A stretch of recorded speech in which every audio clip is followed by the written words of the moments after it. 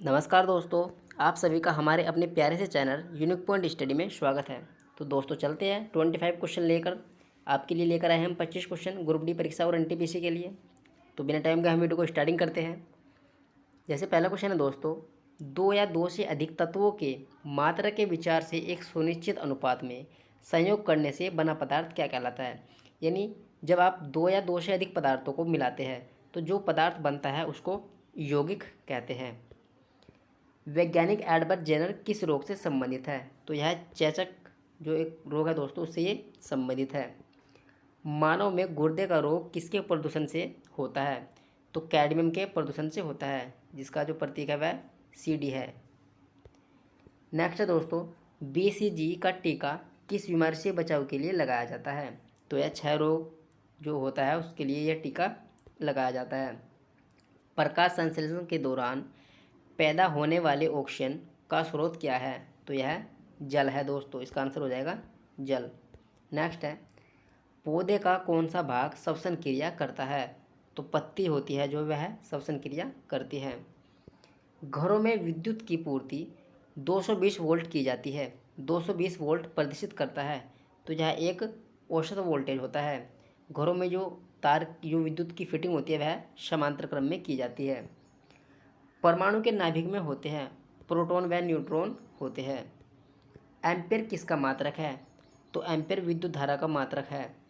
शरीर रचना के किस वर्गीकरण में लोब स्टार संबंध होता है।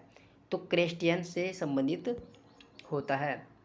कौन से पौधों में नाइट्रोजन स्थायीकरण की क्षमता होती है।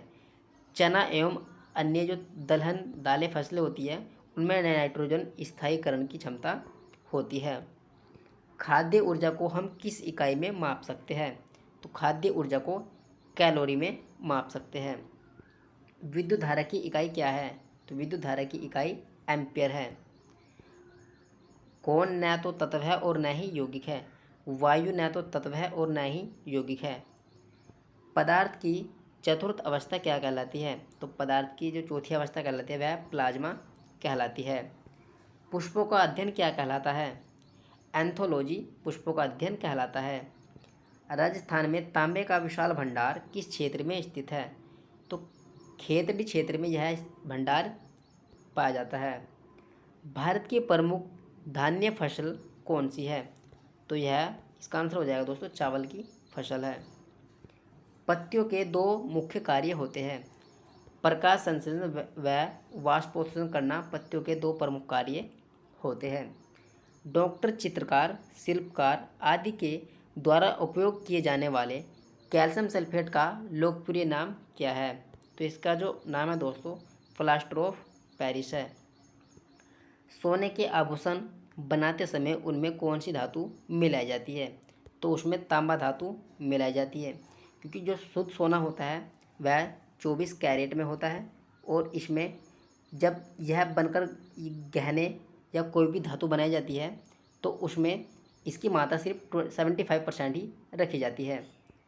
अत्यधिक उच्च ताप की माप किससे की जाती है।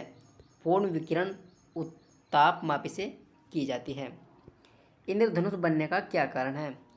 वायुमंडल में सूर्य की किरणों का जल बूंदों के द्वारा अब जो परावर्तन होता है, यानी वायुमंडल में कुछ जल की बूंदें जब रह जाती हैं तो तभी इंद्रधनुष बनता है।